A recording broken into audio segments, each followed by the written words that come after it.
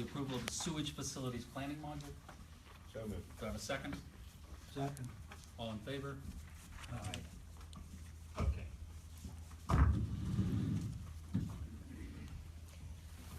I know why most of you are here tonight.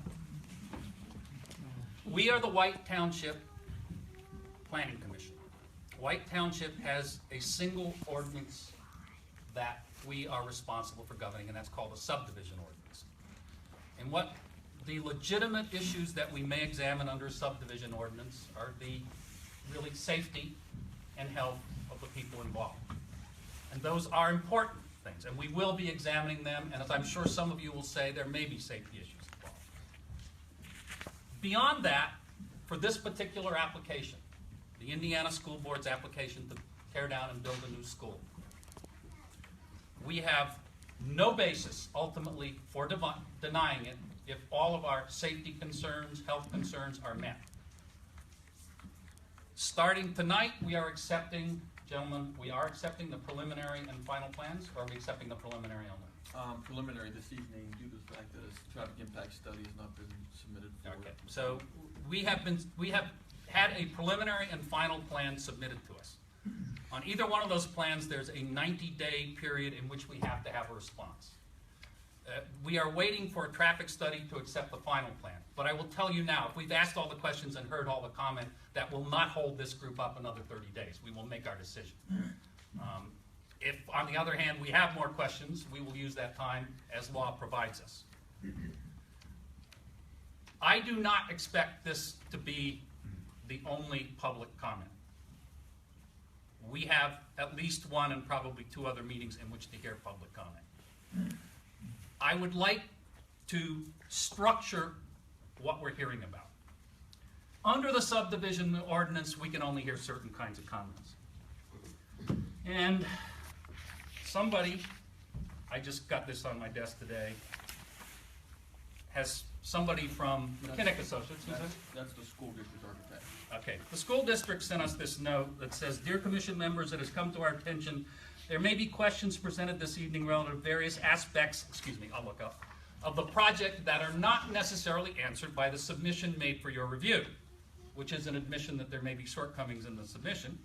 "Although many of these questions are not within the Commission's purview, to ease concerns and permit discussion this evening instead of focusing on pertinent issues, we prepared answers in advance." The phrase that bothers me is that although some of these questions are not within the Commission's purview. We are doing two things here tonight. We are starting two processes. One of them is the review of the subdivision. The other is our right under the multi-municipal Indiana Borough White Township Plan to review the school board's plans. And we have 45 days to do that and may ask any question we like. Now, when I said I'd like to structure this, what I'd really like to do is concentrate on the issues of safety and health tonight. And three people have asked to speak. I'm going to take two kinds of people tonight. People who are experts on something or have a special knowledge, and that's the three people that have approached me. If I miss someone, you will get your chance. And then White Township residents. Peter, I see the sad look on your face. But here's what I'd like to do at our next regular meeting. This is the most unusual situation we have ever been in. We've worked hard as a planning commission for the 20-some-odd years I've been on it to be balanced and fair. It doesn't matter who you are when you come in here, you're going to be treated equally. And the school board's going to be treated equally too. We're not going to make any, if they meet our requirements, they'll get the approval. But this is unusual in the sense that I've never seen more opposition. Usually opposition is not in my neighborhood. I'm not next door. We've seen that. We've had crowds like this when Specialty Tire was fighting Copper Beach. People came in for Walmart. And frankly, those processes took longer than 90 days. But I have never been in a situation where Shalakta, White Township, Indiana Borough, Armstrong Township, and the county supervisors had all raised objections to a plan before us. That is unimaginable. And so I think that we have to be very careful in how we review this. Like I said, I can't promise any ultimate outcome. I'm expecting that it will be some version of what we have in front of us. But we can comment on the overall plan. And I would like to concentrate on that next time, Peter. So if we can restrict our comments, and I also know, and if you want to get up and complain about your taxes, a few of you may do that. Absolutely understand that issue as well. But that's not within our purview. Some of you know that, who has no taxes? Please take taxes? Guys? White Township. All right. But that, I'd rather put those issues down the road. So tonight, I'm going to limit everyone to 3 minutes, except maybe our experts, and I'd like them to keep it quick. So the 3 people that have asked to speak first are Hillary Creely, Tom Harley, and Jason Leeper. Tom, are you here? You want to go first? I think you have the most elaborate presentation. Oh, you know what? I want to give it. Sorry, we've seen this 3 times now, and that's my apology. The normal process is to put it up. So, Chris, go to it. We'll do that after. So, as soon as we're done here, and the school, you guys, Architect School Board, you're welcome to talk here too. Chris is going to show you what the plan is as we have it now.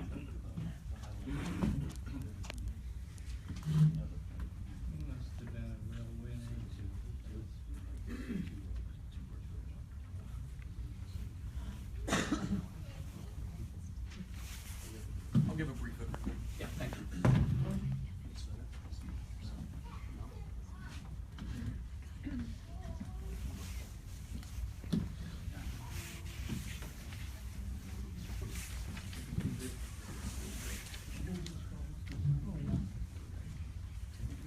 All right, can everybody hear me? In front of you, the White Township Planning Commission right now is under review of a preliminary/final land development plan for the Indiana School District. Roughly this area here. This is the school district, or the school building, actual school building. What I'll do is I'll start at Philadelphia Street and I'll work my way in an easterly direction. First of all, you have Philadelphia Street here. First item you come to is a soccer field. Chain link fence around the perimeter of the property will remain in this area. Safety feature for the highway. Second item you come to is the staff parking area, which is located here. They did a couple things within the interior of the parking lot. Number one, they provided, I guess, crosswalks or delineated walkways to allow staff to go to the building. That's actually required under our ordinance. The second item is, in these islands here, they put stormwater infiltration features, both to meet our ordinance and to meet the state DEP ordinance or requirements. Next item is a hard soft play area located here. Continuing east, here's the bus parking area. They're going to stack the buses here. I think they're looking at around 18 buses. They provide parking for the buses there.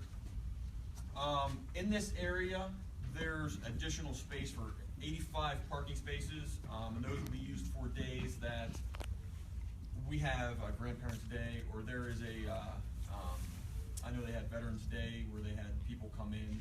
Certain, I guess, special circumstances like that, there's overflow parking. Within this area, there's gates that will be, I think, after the buses unload. They'll be gated for potential use of the playground, play facilities. Here you have this loop here. I guess there's 2 items here. Number one is there's 27 parking spaces for visitors. And the second, and there's 26 car queuing lane for pickups and drop-offs. Now, there are some concerns with the pickup and drop-offs in this location. Matt Genscher works with the Township, and myself have been out here several times looking at the drop-off and pickup schedule due to the fact that we don't want vehicles backing up or stacking on Ben Franklin Road. And when you get that, you may have some issues there. So we have been working with the engineer, and we'll eventually be working with HRD to come up with a number that's accurate for the number of pickups and drop-offs, so they can size that lane accordingly.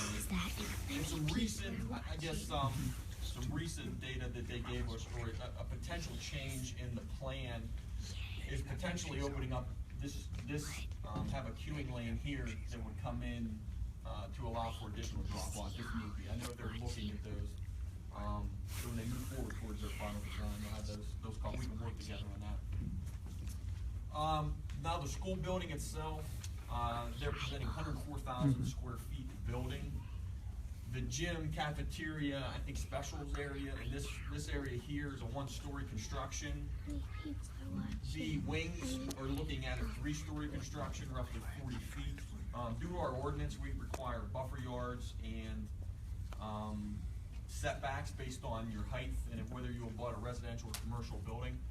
Setbacks would be the standard 15-foot up here, and where it goes to 40-foot, we have a 1-to-1 setback, so it would be a 40-foot setback around those perimeter. All setbacks have been met. Excuse me, sir, what do you mean by setback? Setback, it's how far the building has to be from the property line. Thank you. In this plan here, there's 2 additional play areas and a school garden located in, right here is the school garden. The floodplain is delineated on the plan in the blue. We do have some detailed floodplain cross sections. There's going to be some discussion on those. I know one of the gentlemen here is going to have a discussion on the floodplain.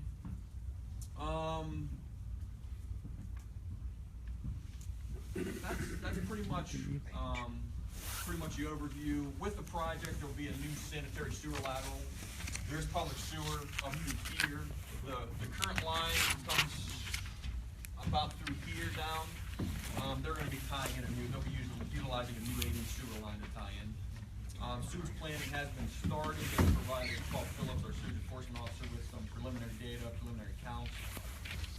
Based on that information, we'll determine the number of sewer taps that we'll have to purchase, if any, for the project. What I'm going to do now is Matt's going to put on the stormwater slide, and he can walk you through the stormwater a little bit.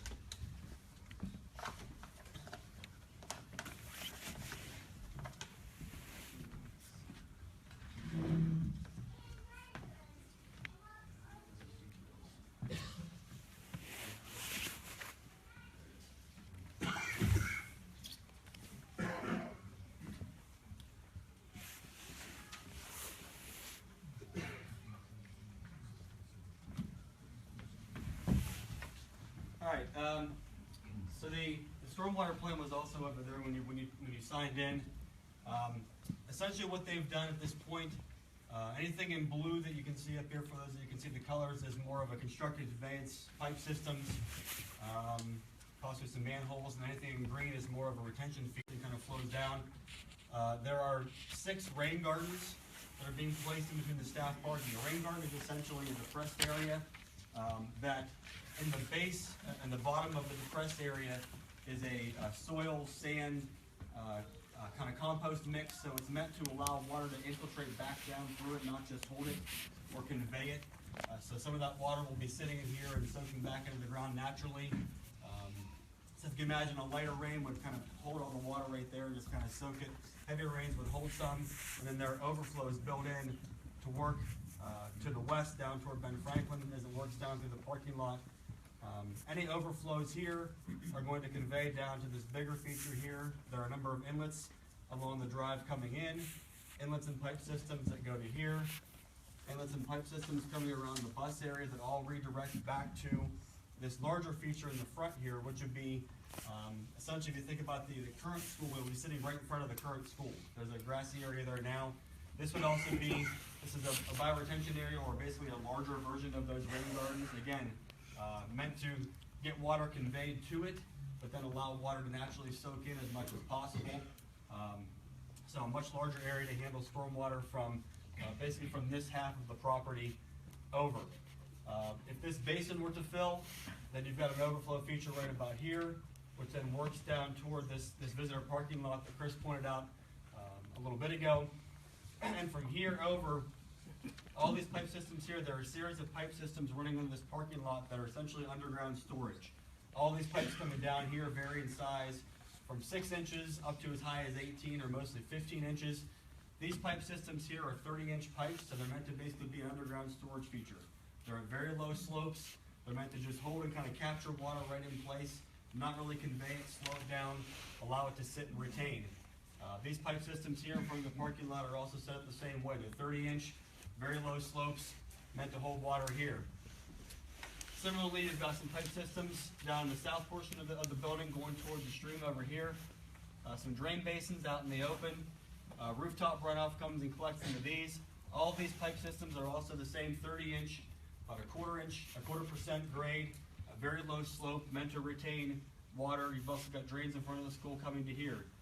The key feature in the retention of keeping that water on site is that you've got a manhole here and a manhole here that within them essentially have a baffle system. It's almost like a piece of metal with a couple little holes that allow water to be held back.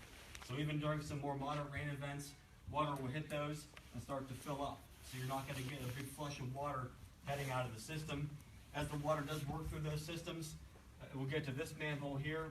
This manhole that's here is going to tie into an existing 15-inch plastic line that is already on site right now. If you can think about the building that's there now, everything that is building, rooftop, all goes into a pipe system. There's a 15-inch pipe that runs approximately right this way through the property now and goes straight to the stream. There's no retention, there's no water quality features. So at this point, they're connecting everything back into the system with more added infiltration, more retention. If water were to get to this pipe, ultimately it would then discharge into the stream into McCarthy Run there. But there are a lot of different features in place to keep that water on site, allow it to soak in, or allow it to eventually be retained in those systems and then ultimately evaporate over time as the weather permits. So that's essentially sort of a quick overview of the system. Again, you've got some retention up here, retention over here, and then the rest of it is laid on underground storage with very, very low slopes, meant to just kind of hold that water on site as long as possible. So at this point, looking at some concerns of the Planning Commission that were discussed at the review meeting, number one being the traffic impact study. The school district has hired HRG to do a traffic impact study. We attended, as a township, attended a scoping meeting at PennDOT, which is you look at different intersections that you want to see traffic counts, and looking at the potential traffic or the potential impacts at this location. So right now the traffic engineer is preparing to submit a traffic impact study, and that is based on comments from both PennDOT and the township. So we expect that really any day at this point. Number two was we did look at parking, just making sure we got a good handle that there's enough adequate parking there for the on-site staff everyday needs. Number three is the queuing lane, which we discussed a little bit ago. A landscaping plan, we do require a landscape buffer or delineator to be placed between a new commercial building and residential properties, and there are some residential properties to the western edge here, southwest. NPDS plan, which I believe was being submitted to the County Conservation District. That's to make sure that they meet the DEP requirements. Final sanitary sewer planning, they provided some preliminary items, but just finalized that out. And then the last one is our stormwater engineer, who is Joe Diedrich. He's on the end down here. He did review the stormwater management plan and did provide some comments to me. Those will be submitted or given out with the comments from this evening. All right. So you've heard the issues we've already raised, and you're perfectly willing to speak to those issues. It would also be interesting if we've missed some things, if you could point out some things that we haven't got. But these are all things that we're going to be working on over the next few months. Tom, I'm going to change my mind. Hillary, you here? All right, so Hillary Creely is one of, she'll explain to you, but she's got some specialized knowledge. She also has an infant. So we're setting a precedent. Anyone who comes to public comment meetings with an infant may go early.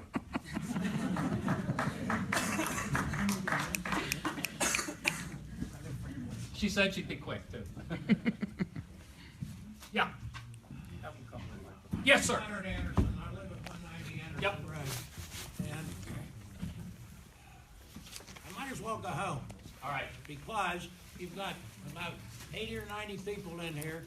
Most of them are senior citizens, and my $5,000 hearing aids aren't doing me a damn bit of good. Would this help or no? So Chris's first comment was, can you hear me? Well, No? I heard that, but I didn't hear much after that. I The second apologize, sir. speaker, Do you want to trust, I mean, the speaker will be out of my microphone. point is, sir, that you have a microphone, there's one there, for God's sakes, use them. Sir, I will use the microphone. Well, what about the first two speakers? This is for speakers. Well, I might as well go home because I'm not hearing anything. The microphone there is for speakers. You'll hear everything they have to say. And if you want me to use the microphone, I will. Okay? That's great. Now we know what's going on. But the first two speakers should have done that so we understand what the heck is being said up there. I apologize. I apologize. Apologies too late right Um, now. We wasted a half an hour. Sir, you're welcome to go home, and you've had your 3 minutes. Hillary, you want to speak? First, explain why you might have special knowledge of this, and then give us this comment. There's a button on the bottom, just hold it in. The very bottom of the microphone. Just hold it in for a few seconds. Hillary Creely, Indiana Borough. Closer, I think. How do I erase this thing?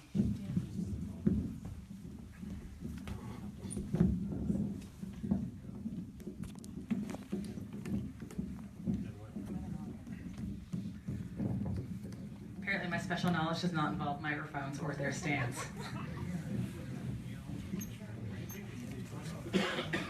Yeah, no, it will. So, Hillary Creely, borough resident, former school board member, biologist, any of those hats, I guess, would apply tonight. I know that others will be giving a lot of comment, but I'll honor Dr. Begg's request that we speak tonight to safety issues, and I'm going to really narrow that in on some of the environmental safety issues. I think others will talk about some safety issues in the building itself, the location of playgrounds, traffic, those kinds of things. I'm going to focus on environmental safety. So first, the building plan as designed has us building in a riparian zone, which is the interface between land and the streams that are, as you can see in the maps. These are necessary buffers when we're talking about water runoff, and they also provide shade, which mitigates water temperature issues that would change the biodiversity of the streams in this area. So my first concern would be one on the biological impact of this building plan on the streams in this area. Of course, the plans will talk about runoff, but I do have concerns about the downstream water, as this is a headwater stream here, and the long-term impact of building such a large structure and having so many more people in this structure on any of the runoff and environmental issues that will happen in these streams. Second, the building plan has us building right up against the 100-year flood zone as defined by FEMA. So with global climate change, and this is from DEP, PA Department of Environmental Protection, with global climate change, we expect to see a long-term increase in precipitation, which would mean that we can expect the frequency of larger flooding events to increase. So it just doesn't seem super smart to be building in an area where we're going to likely see increased flooding. Third, wetlands. Many times there are wetlands that extend away from a stream, even if human intervention has made them unidentifiable. By looking at the soils, we can see if the soils are saturated for significant times of the year. According to the USDA Web Soil Survey maintained by the National Cooperative Soil Survey, some of the soils in this planned building area are very likely hydric soils. And the only way to really tell is to engage a soil scientist to test the soils. And to my knowledge, this has not been done. So really, from all the 3 points I made, I have two conclusions. The first is more of a question. Should we really be adding more construction to the floodplain of an important headwater stream? Many folks get their water from the downstream sources here, and so I have concerns about water safety, biological diversity. Even with stormwater mitigation, moving the building even closer to the stream is certainly not going to improve my water concerns. Second, if we're still moving forward with this plan, I really insist that a soil study be done by appropriate soil scientists to determine if there are in fact wetland or hydric soils in the area, and if the construction plan as designed will adequately plan for building in hydric soils, which of course require a lot different construction than if you were not building in hydric soils. Yes, and so I think that we should really have that study understood before we even approve plans to build. This could have a major change in the cost and the type of building you can build. Thank you. very much. Thank you. Oh, and I just want to say that Ben Ford also signed up, and he is an expert in archaeology and would like to speak on archaeology. All right, well, I'm gonna let Tom go next. Of course. Ben Ford. I'm gonna add to the queue.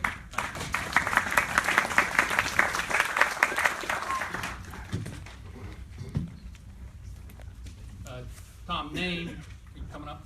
Yeah, I'm coming up. All right, Okay, okay. So winding road. We did get a wetland and soil report this evening. We'll be under review. You wanna say that out loud, Chris? With a microphone? Oh, you don't have a mic? Yeah, I'm the only. The other one's wireless, Bob. We're in the wireless. Disconnect that wireless. So Chris. On.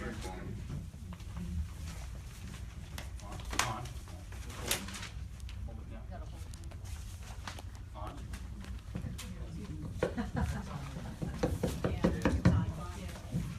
So Chris just said we've been, a soil survey has been submitted, Hillary left, but yeah.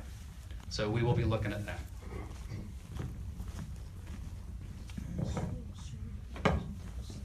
I'm Tom Harley, 1200 East Pike, Township. Have several concerns. I've passed out some small-scale drawings.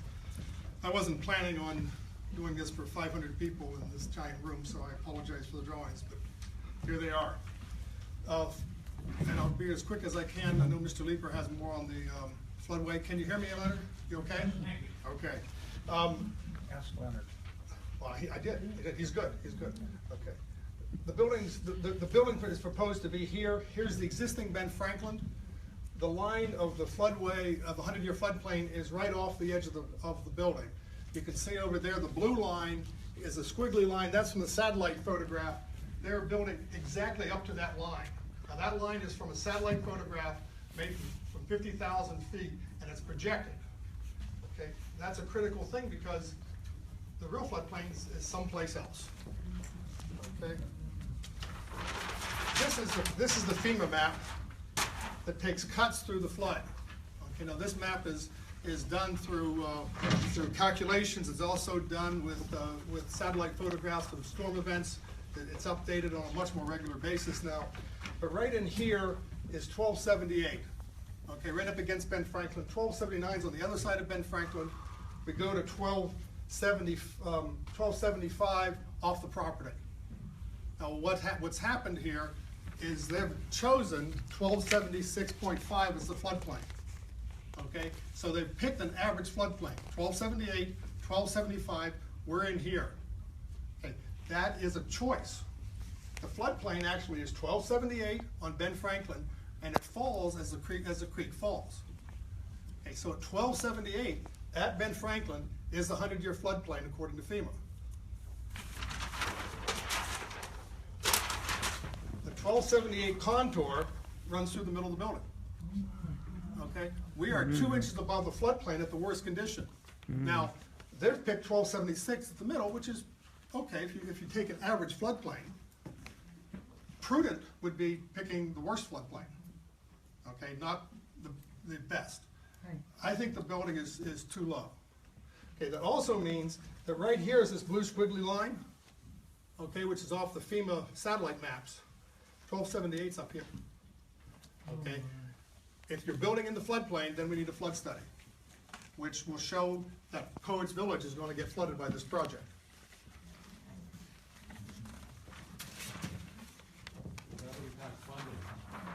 I'm sorry? Floodplain, being in the floodplain is not funded.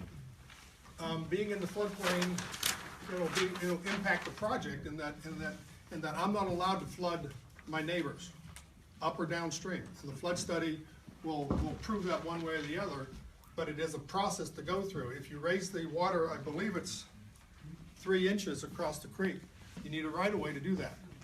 And I doubt there's many neighbors that are going to give you that right-of-way, which will impact the project, will mean they have to lift the floor up. Let's talk about traffic for just a minute. 900 kids.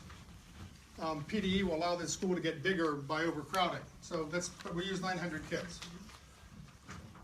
According to the architects, about 180 to 200 cars a day will be delivering kids and picking kids up at this building. So you're gonna have 200 cars coming into this door, okay? When that door, when the first 50 cars get in, and little Susie gets stuck getting out of the car because she has a big project and mom stops her car here, the traffic backs up. Okay, so I'm driving, I'm coming into this lot. Okay, now I have 150 cars in here, I have 50 cars in here. The problem with this project is that the traffic is not spread over 24 hours. It's in 15 minutes, it's in 20 minutes, okay? So it's a peak load on Ben Franklin, which is 7,000 cars a day right now. The bypass has 9,000 cars a day on it, just to give you an idea of how difficult and how critical this street is. This is further complicated by now we're going to have 18 buses. Okay, so picture the evening, we have 18 buses lined up here. It'll take 20 minutes to load those buses first off. The first kid that gets on the bus won't leave until 20, 25 minutes when the last kid gets on that bus. This is further complicated because some of the kids are transported in vans and private and vehicles, small buses. So there's another, I don't know, half dozen little vehicles running around that also are in this zone.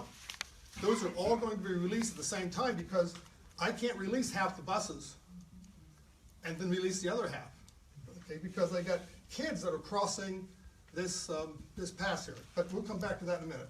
18 buses come out here, 3 turn right, and it's a red light, okay?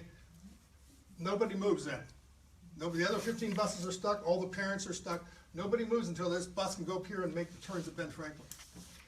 It's not as bad in the morning because the buses come in onesies and twosies, but it's still not any better because you've still got a 15, 20-minute window to get all these people, all the kids, all the parents, and all the buses through this zone. This intersection is way too close to Ben Franklin. Ben Franklin is further complicated by it's not a stop sign. When I have a red light at Ben Franklin, I can come around here 25 miles an hour and I can run into that bus. We've had incidences where buses have been hit, where parents have been hit at Ben Franklin, okay, with 400 kids. We're gonna more than double the number of kids in this area. So now we have all this traffic on this road coming in the morning, and each little car here is represented by color. These are the cars that don't fit on, okay? Almost half of these cars are unaccounted for on this map. This is going to be a major cluster of crossing lanes, taking lefts, taking rights, okay? People trying to get across a two-lane road, okay? We're going to add, in this 1 hour period, we're going to add 200 parents, 18 buses, okay? 50 faculty members, all in this zone. This is too close, and this is confusing to the crisscrossing of traffic. Okay, so we have that problem. It's further complicated, the traffic is further complicated. This has been Franklin for almost 2 years, 15 years of construction, and 6 to 9 months of demolishing this and building the infrastructure here. So for at least 2 years, we have to have a traffic pattern that protects these 450 kids.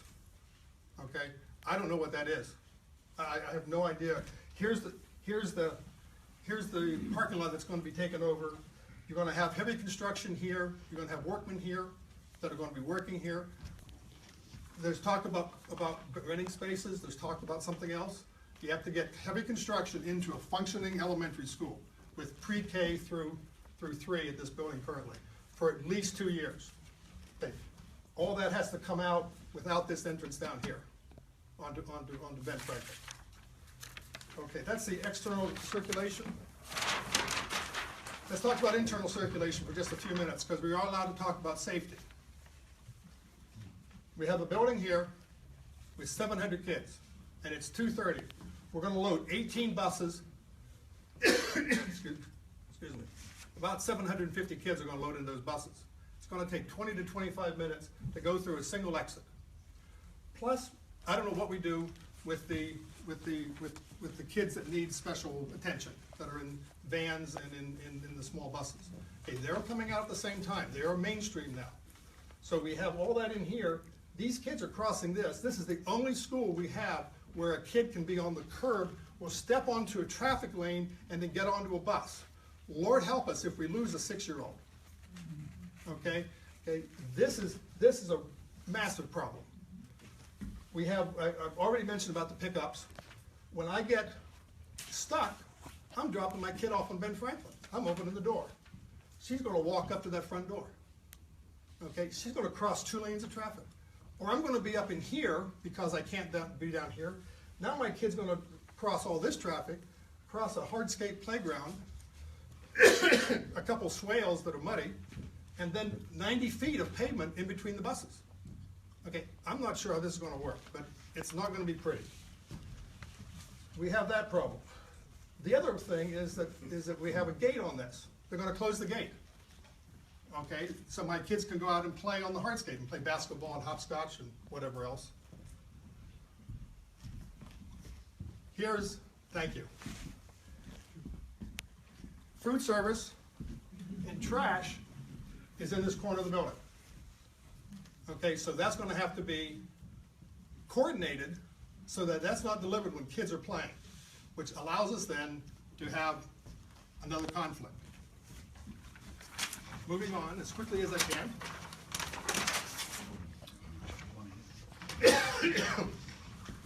Thank you, Doug.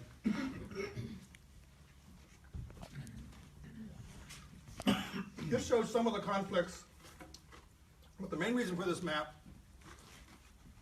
the code requires a fire lane around the building, okay, in almost all conditions.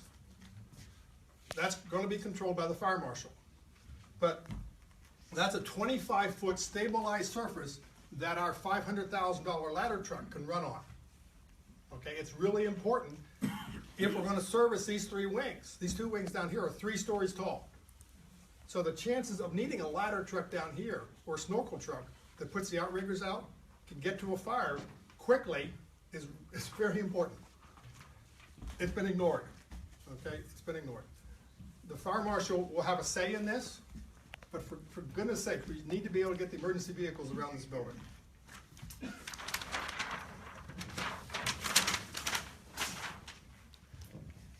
There's 2 concerns about gas lines, which in Indiana County we know a little bit about. There's a cast building up here. There's a equitable gas line, I believe it's equitable, maybe not, running down through here that has a 60-foot right-of-way. I don't know whether it's a high pressure or medium pressure, but a 60-foot right-of-way is not a normal, it's not a normal gas line. It's something that we should be nervous about. I believe you remember when the one blew up out beyond Elderton. It burned for 3 days before we got it turned off. This is a public building with children in it. We need to be careful with it. I'm showing a 100-foot safety zone around that line, which cuts the building in half. We also have a gas well down here, an existing gas well, that Pennsylvania doesn't have a safety zone for a gas well, which I'm very surprised at. Welcome to the land of regulation. 200 feet is what I see now for right-of-ways for gas wells. When they drill a gas well on your property, they take 200 feet in the circumference. Okay, this is a 200-foot circle which picks up that wing. Oh my God. Okay, it's again, if this was your house, then go ahead and build up against the gas well. Okay, if it blows up, we'll just stand back and let it go. This is a public school for the next 100 years. Okay. I'm done. Thank you very much. Okay, thank you much.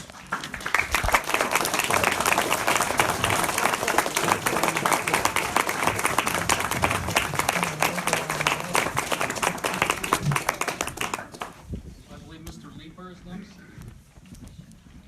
Again, name, residence.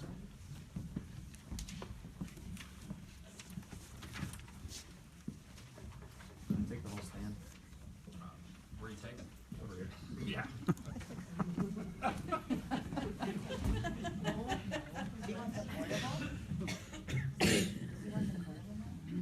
No, I need to be able to turn pages. I don't normally do this, so I don't have this all memorized.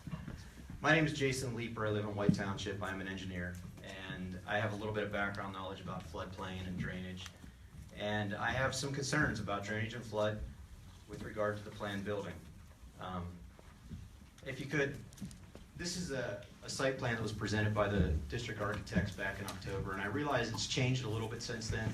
I think the building's moved 25 feet to the west toward Ben Franklin, but it gives you the basic layout which you've seen on the other presentations. This is another one of the presentation slides from the architects, and I've added some distances in there just so you can see the drainage from along the classroom wings of the building into McCarthy Run. So they range from 432 feet to 504 feet.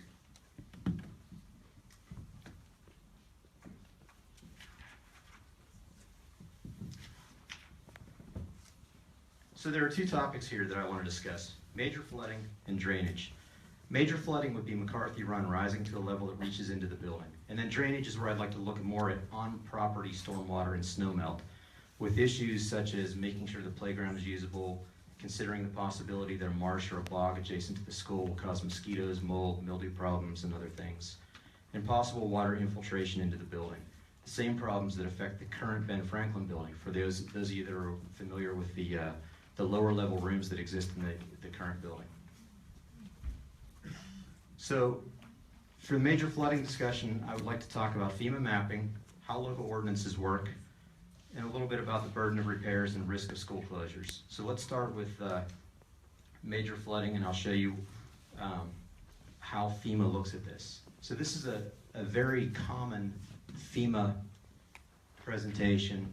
The drawing is published in many FEMA documents, and it simply identifies the component of a stream as FEMA has defined them. First, you have the stream channel. Obviously, it's self-explanatory. The floodway is the area adjacent to the channel where you have fast-moving water. It's typically very restrictive to build in the floodway. It can be done in some places, but it's very rare. And then the fringe area, which is the area that most people refer to as being in the 100-year floodplain. The fringe area is of significant interest here because it reaches right up to the building. And then, of course, we have the adjacent areas. So this slide shows how FEMA intended their mapping to be interpreted and used by communities. FEMA doesn't write rules on how you can build buildings. They simply provide suggestions, and it's up to the local communities to make, or local municipalities to make codes and ordinances to control how building takes place. Generally, codes require building elevations to be 1 to 3 feet above the 100-year floodplain. For the sake of this presentation, I'm going to call that freeboard. So freeboard is an important term. I want you to keep that in mind for later. That's what I'm referring to as the distance between the 100-year floodplain and the first level of the building. Now this is how the system fails. When areas outside of the floodplain are unregulated, as they commonly are, and even though there are guidance documents that often suggest communities apply floodplain rules to those adjacent areas, the fact is that many local ordinances do not control these adjacent areas. So in many places, if you build just outside of the floodplain, right next to it, you can build at any elevation you want. It sounds ridiculous, so at some point, common sense is necessary, and this is one place where I believe this project fails the common sense test. Laws can't cover everything, and there are reasons that you don't try to make the ordinances too cumbersome, and at some point you have to use your brain. But we need to realize that just because something is legal, that does not mean it's prudent. My conclusions on the major flooding topic are that we should not work around a loophole in the floodplain system. In fact, we should be discussing the fact that community critical buildings such as hospitals, schools, and government buildings are often held to a higher standard. It is often recommended to have additional freeboard as a precaution to community disruptions. It's a widely documented community planning strategy and not one that should be dismissed lightly. The current plan has less than 1 foot of freeboard. This is unacceptable. So now on to the drainage issues, just basic rainwater and snowmelt getting away from the building. We need to make sure that we have play areas that are dry and usable on most days, and that the areas outside of the classroom stay dry and don't hold water for extended periods. To have a good understanding of these issues, we need to take a quick look at the land. This is a photo I took of McCarthy Run in December of 16. You may recall that about 2 weeks before Christmas, when it warmed up and we had freezing rain, that melted the snow and the streams were high. In this photo, you can see the debris from that event that allowed me to easily find a high water mark from that rain. But remember, this wasn't a flood. This was just an ordinary high water event. This is something we can expect to happen a few times each year. In this photo, it's hard to see, but the debris path shows that near the bridge on Ben Franklin Road, the creek did stay inside its banks. But about 60 feet onto the district property, the stream breached the bank. So if we look at the elevation data, what we see is 1,297 feet is the elevation of the existing building. 1,278 is the elevation of the proposed building. The bridge deck is at 1,277. I rounded the numbers off. I call the 100-year floodplain 1,277. And again, like Tom said, it depends on where you take it on the property. At what point of the property are you looking at the 100-year floodplain? 1,273 feet is the high water mark from December of 16. I measured it myself. And that's also the stream bank depending on where you are. In some places the stream bank's a little higher, some places it's a little lower. And the FEMA stream bed elevation is 1,269 feet. So one reference I want to make before we go on is, the elevations, a lot of people haven't been out to the site or haven't been across the site. It is a bog. If you go out there and walk around, as I have on many occasions, you better wear rubber boots because your feet are going to get wet if it had rained any time recently. And the baseball field that's there, it's actually, it also holds a lot of water and it's often a wet place. But if you go to third base and you dig a hole 5 feet deep, that'll put you down to the level of the first floor of this proposed building.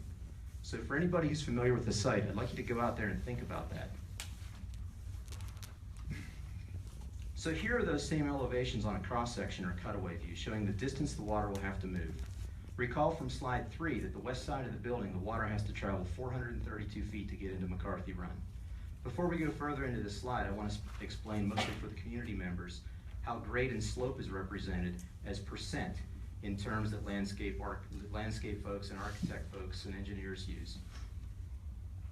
The calculation is simply change in elevation divided by distance, commonly referred to as rise over run. So if you have 1 foot of elevation drop in a 100-foot distance, that's called 1% slope. And if you read landscape architecture books, you'll find that 1% slope is commonly referred to as the absolute minimum slope for yard space.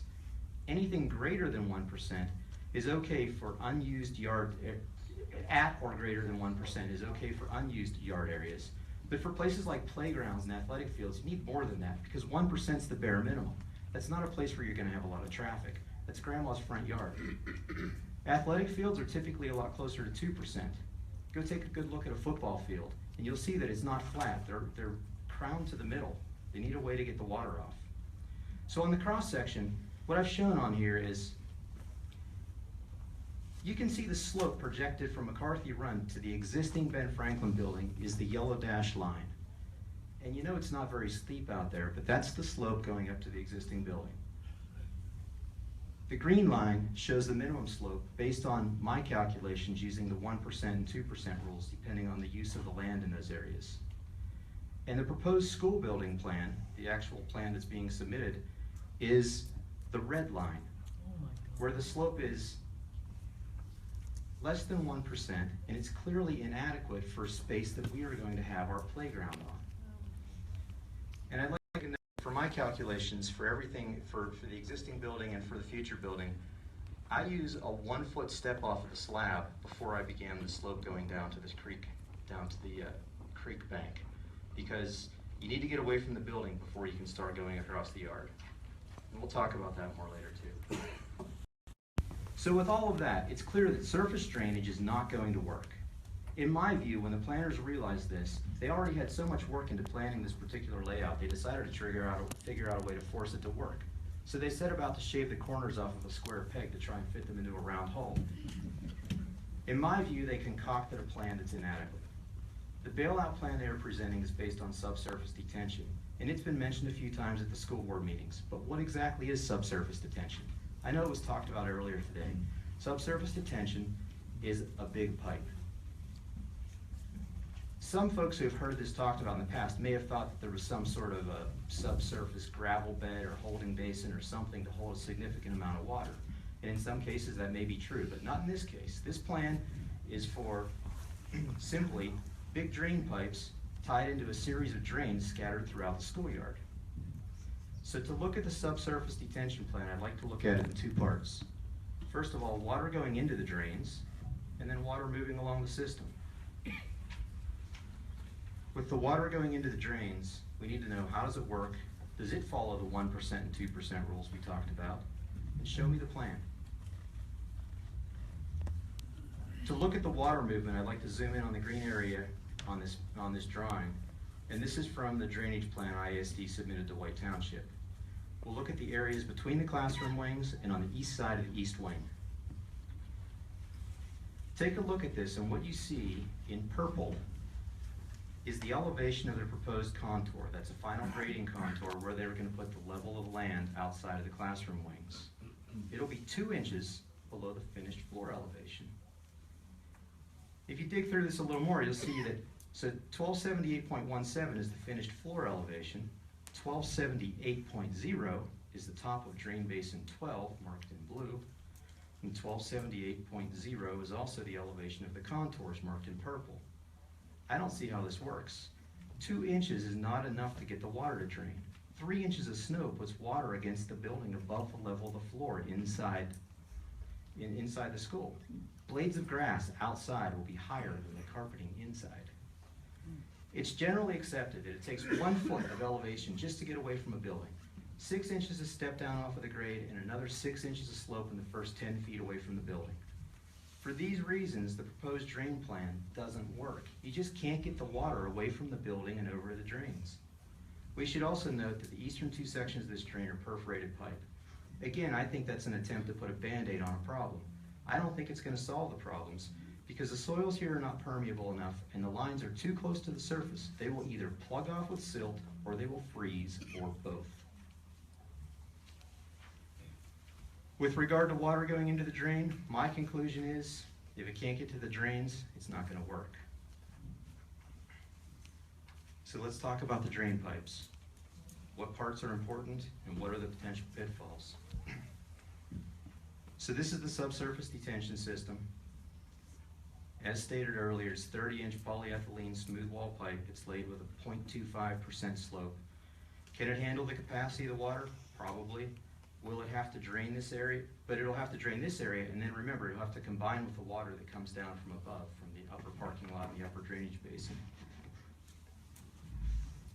What do I see as potential pitfalls? Well, one is the slope. I think they're pushing the absolute minimum limits on slope for stormwater drains. The math tells us that with a pipe this big, you can lay it at a very low slope like this, that the velocity will be enough to keep the pipes clean.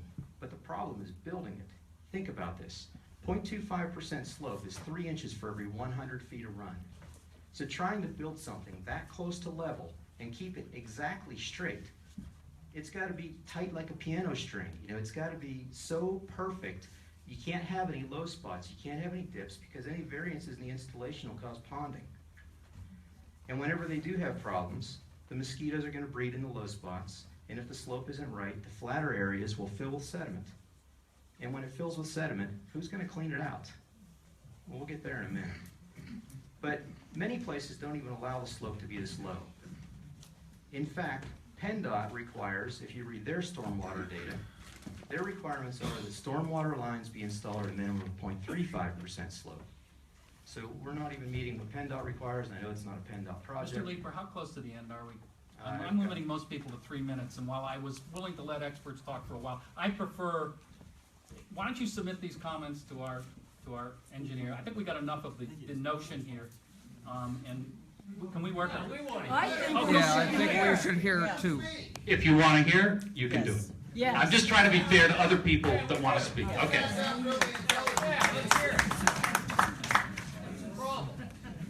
All right, there's only a few slides left, so I'll try to move along. Sorry about that. When the project is done, your architect wants you to know who's going to deal with the issues. It's evidenced by this note that's in the plans. The property owner is going to assume the responsibility for operation and maintenance of the proposed stormwater management facilities. I don't think there's anybody at Indiana School District that has any idea how to manage a stormwater facility, and I don't think they know they're getting into this. So with regard to the drain pipes, my conclusion is very low slope, low spots in the lines, hard to build. I think it's going to be difficult to put this in and make it work for the long term. My conclusion on drainage issues in general, surface drainage absolutely doesn't work. It's not even close. Subsurface drainage, I don't think it's adequate because the collection system above ground, in my opinion, I think it's a joke. I think it'll be impossible to build the subsurface part without having low spots, and we'll have mosquito issues, we'll have sediment dropping out in the flat areas. If it's close to the surface, it's gonna freeze. Overall, my conclusion, the project should not proceed as planned. My suggestion is the district should scrap the plans and start over at a higher elevation. The flood hazard is obvious. Inadequate drainage will cause many problems. The playground areas are going to be wet and unusable for 10 months out of the year. If the building has a radon system, another safety thing to think about, it'll probably be full of water most of the time and it won't function. We know there's going to be insulation under the slab, under the building. It'll be saturated in water all the time, which will create a thermal bridge to negate its properties, so it won't work.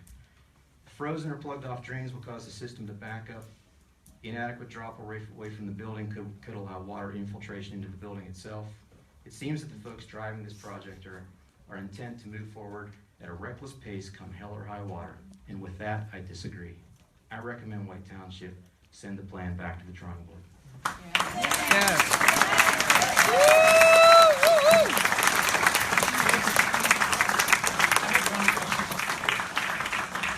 I don't quite understand the way we're drawing the line. Mr. Harley suggested that we should be looking at 1278 and not 1277. And I agree with you that it's a sorry situation when 1 foot makes a difference. But why would that, why would you make that call and what is the difference there? So when I took the call, you know, there's a lot of data out there that a lot of people have quoted that's a little difficult to interpret and confusing. You know, it depends on where you look. I looked at cross-section G, which is on the FEMA plan, and cross-section G, I believe, has 1277.1 as the 100-year floodplain. But even that is a little bit onto the ISD property. It's not as far to the west as I think Tom was looking. But then there's also, you know, there are comments about, well, geez, the floodplain has gone down over time because if you look at the 1987 study, it appears that it was higher then. Well, that's actually not true. If you read all the details in the 2012 study, you'll see that they changed the survey system they're using. They went from using the 1927 survey datum to the 1988 survey datum. So that half a foot where people think it went down, it didn't really go down. And then the other thing to consider here over time is, you know, there's already development going on out by the Citizens Ambulance building. So, you know, as that area continues to develop, I would expect that future FEMA studies will show the 100-year floodplain goes higher. I think it's a reasonable assumption. We're seeing 1,000-year floods these days, aren't we? We are. You know, and just last fall, there were plenty of rainstorms up in Center County where they had floods that were way beyond the 100-year floodplain. And I just think that for a, you know, just like a comment earlier, you know, if you want to build your own house that close to the floodplain, you know, go do it. It's up to you. But for a building that's so critical to the school, and think about the disruptions to the school year, it's a community critical building. I don't think we should take the chance. Thank you very much. Thank you very much. Ben? Mr. Ben Ford, you're speaking as an archaeologist, Ben?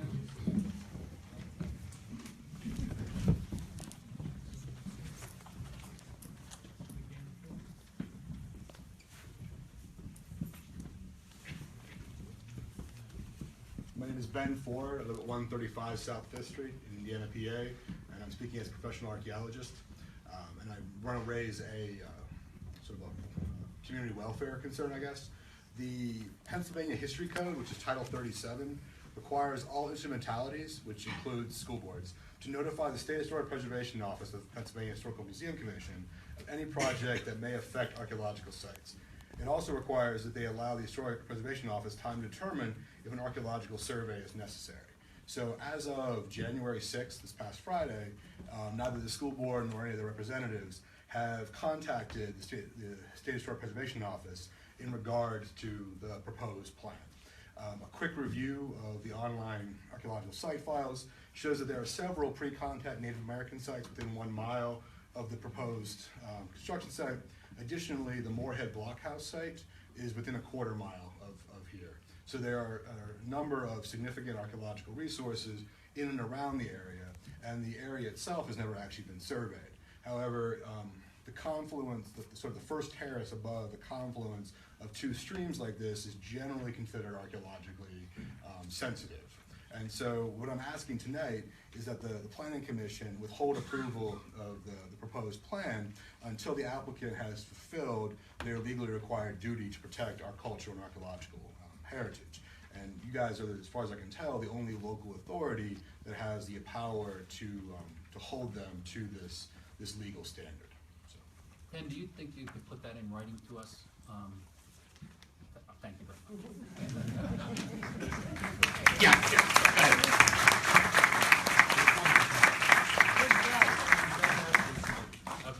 You hear that, Ben? What's that? It has been submitted. It's been sent on the VHMC. As of like today, or? Okay. Because they didn't have it Friday. Weeks ago, got confirmation email us. Okay, thank you. All right, we are now an hour into this. Good hour. I think let's see how it goes, but what I think I'd like to do is take comments for another hour. This matter is not going to be decided tonight, and we're perfectly willing to take comments at our next meeting as well. You know, it gets late, it gets cold, it gets wet, freezing out there, so I don't want it to keep it too late. So let's start comments. We want your name. You should now be a White Township resident. And let's try to limit it to 3 minutes. That's quite a few people in the next hour. So does someone want to get up? Yes, sir. Why don't you use the microphone, please, and give us your name and residence. I recognize you. Yeah, some of you do. This is more of a question to Mr. Biggs. Sure. When you do accept the final plan, what is the level of the commission's tolerance for changes? Because this whole project has been, you know, a series of evolutions and changes and moving at such a rapid pace. So once the plan is accepted, and there's changes maybe that come afterwards, what is the tolerance for those kind of changes? If the changes anyway encroach on the floodplain, the property lines, it would be a new plan. That they would not be able to do that. Internal changes, parking spaces have to be kept the same, but and you know there are a limited number of things that we would ask for it not to be the plan. Am I making sense? Yes. Okay. Anyone else? It's gonna be a short hour. Please just come on up and name and residence. My name is Karen Border, and I live on Campbell Lane in White Township. I don't know if I'm allowed to talk about finances here at this meeting or not. That's what I was going to ask. You know, I mean, nothing legally says you can't, but we may not consider that in our decision. All right, well, thank you very much. All right, then. I okay. just want to let you know I'm opposed to the school because it's going to cost way too much money. I think everyone here is feeling that way. Yeah, no, I know that the single biggest complaint is that this is spending money at a time we may not need to, and that it's going to cost everyone out of their pocket. Okay. And I appreciate that comment. Thank you very much. Thank you.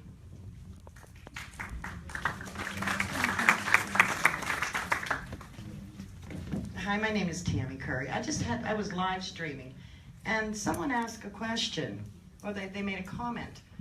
They said they pay $2,000 for their flood insurance. They have to. What is it costing the district for flood insurance? I know you can't answer that. I'm just putting it out there because some of the school board members are here. Thank you. I will say that their plan has made some modifications, being aware of the fact that they're close to the floodplain. So it's not been ignored by the school board. Okay, one more thing. You're only supposed to get once, but I'll give you that. Someone want to yield their place for? 3 minutes, so I'll take the There you go, rest. go ahead, you got your 3 minutes. All right, busing. Are there going to be increased buses? Because we're hearing conflicting things about this. Some people saying, no, maybe only 2 or 3 or 4 extra buses. But is there going to be a problem on the 422 Philadelphia Street, coming in town, coming out of town, with extra buses stacking up? Would you need a deceleration lane, so to speak? Because they're going to be increased, correct? So what is that going to do to their traffic patterns on 422 and Philadelphia Street? So I can partially answer that question. According to the school board, because many of these children are being bused already, it'll remain roughly equivalent in the number of buses. But one of the single biggest questions we have is the whole traffic impact. We're interested in questions like what happens to all the kids that are now being dropped off or walked to the other schools. And we want to see that number because it may mean more buses. And so, yeah, traffic is a serious concern here. And we're going to be looking at it. how it couldn't be more buses. How could it not be? It's complicated. It could be, I'm not sure either. We'll find that out. We'll find that out and we'll talk about it at a future meeting. Yes, sir. Yes, sir. Leonard Anderson. Thought you had your 3, Leonard. Come on up. You can. I'll give you 3 more. I think Leonard can hear me. Hey. Can you hear me over there? No, come up. Okay. No, we can't hear you.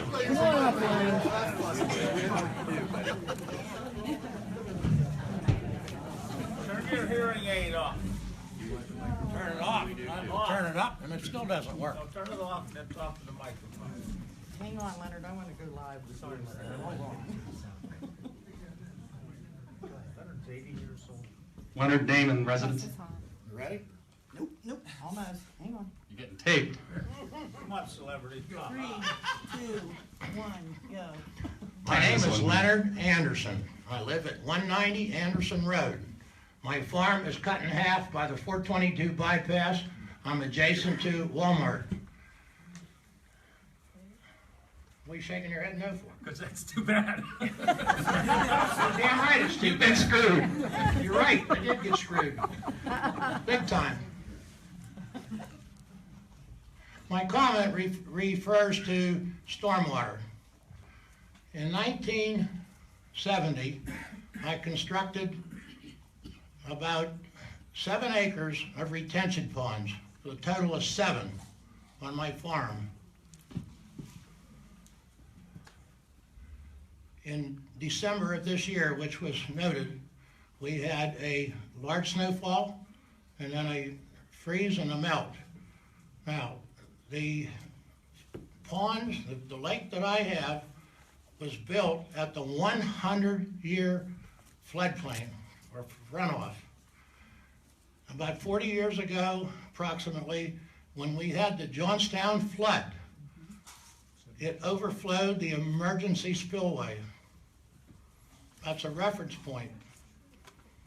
In December, about 4 weeks ago, it overflowed for the 2nd time. Now, that's only 40 years out of the 100-year calculation. The calculation was it would only overflow once in 100 years. And within about 20 years, it overflowed, and now again this past year, it overflowed. So the calculations from 40, 50 years ago on 100-year floodplains are totally erroneous at this point in time. Yes, sir. And they're redoing them, but I think you're right. We're seeing more floods, bigger floods, and I don't think that's going to change. I think it's going to continue. Thank you for your comment. And my ponds, my 7 ponds cover about over 150 acres of runoff, so that I alone have paid for saving the downstream people from my property from getting flooded at my expense. And so the stormwater that the township is now charging me for, why should I pay that whenever I've already paid for it? We do have a supervisor here. It's his water that comes down on me.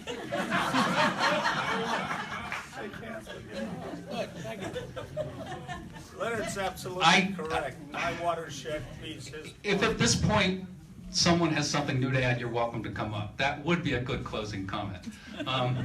We're going to enter, because this is a multi-municipal, we're going to enter, because I've had comments from other municipalities, I'm actually going to invite comments from Shalakta, from our supervisors, from the county for the next meeting that we have. So we will be doing public comment again, and because the borough will be included in those comments, I would allow people from the borough to speak at that meeting, so it will be a different meeting. Anyone feel that they have something they absolutely need to say tonight?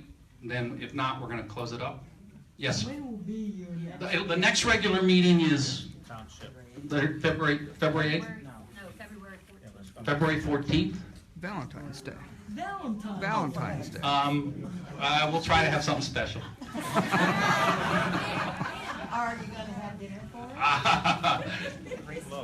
All right. Especially if it's at the Rustic Lodge. We got to talk about that. I think it's going to be this big, we'll do it here again, but we'll decide that and there'll be public notice for it, okay? We'll be back. All right. Gentlemen, ladies, we good? Mr. Chairman. Yes, sir. You want to respond to some of the comments? Absolutely. Good evening. My name is Keith Gindelsberger with HF Lens Company. And I just wanted to address a couple of the comments primarily related to the floodplain. And Mr. Guncher or Anderson, if you could please put up the floodplain information that we had provided earlier today.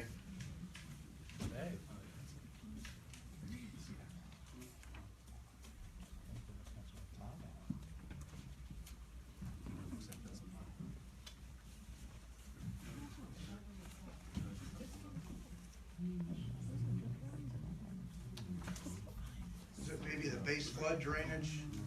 Well,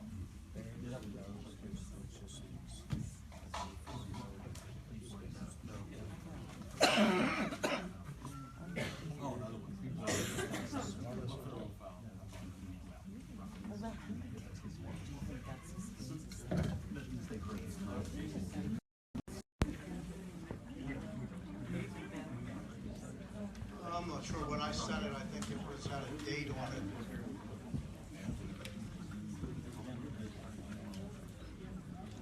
There it is, the first one. Yes. Just wanted to clarify how the floodplain elevation was established. All of this information is from the 2012 FEMA mapping. And based on that FEMA mapping, they are depicting the limit of the 100-year floodplain.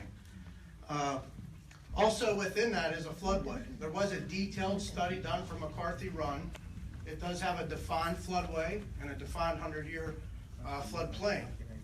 These control sections, or actually these elevations, depict the 100-year water surface elevation. You can see that on the opposite side of Ben Franklin Road, the water surface elevation for the 100-year storm event is 1279. As it overtops the road is actually acting as a weir. So this water, once it overtops the road, it drops to 1278 and then 1279. I'm sorry, to 1277, thank you. As this goes across the school district's property, on this end, it's 1275. A cross section from the uppermost corner of the building was pulled down to the stream channel. There was no average of elevations. You look at the building at the upstream portion and you pull a section perpendicular to the stream. In doing that, you determine that the 100-year water surface elevation is 1276.4. This is all based on a profile of McCarthy Run that FEMA also has published. That information is readily available. At this same section, and again, I think Mr. Leeper mentioned control section G, 1277.10. If you go into the flood profile and you work 70 feet below control section G, you can interpolate on the profile, this is the elevation. The corresponding 500-year water surface elevation is 1277.5. So the comment about zero freeboard, that is not true. The reality is there's 21 inches of freeboard above the 100-year storm and 8 inches of freeboard above the 500-year storm. So I just wanted to clarify that. What was that? We'll get it. All right, as you can guess, we are not experts in these things, and some of these things are reviewed by engineers. So we have our own engineers that'll review it, and these questions will be answered. Sir, you had a comment? Yes, please. Go for it. My name's Steve Zackrell, and I own multiple properties in White Township. Do they have, with this project, do they have any type of stormwater retention? Yeah, They're they do. allowed to discharge it whatever rate the surface runoff is, or do they have to retain any type of water and then release it at a certain rate? Yeah, that was up here earlier. I think you may have missed it, but yeah, and our stormwater engineer will be looking at that to see if it's adequate. So what, do they have retention ponds? Or They have retention ponds, they have pipe, they have numerous ways they're trying to retain the water. Gotcha. Okay. All right, is that it?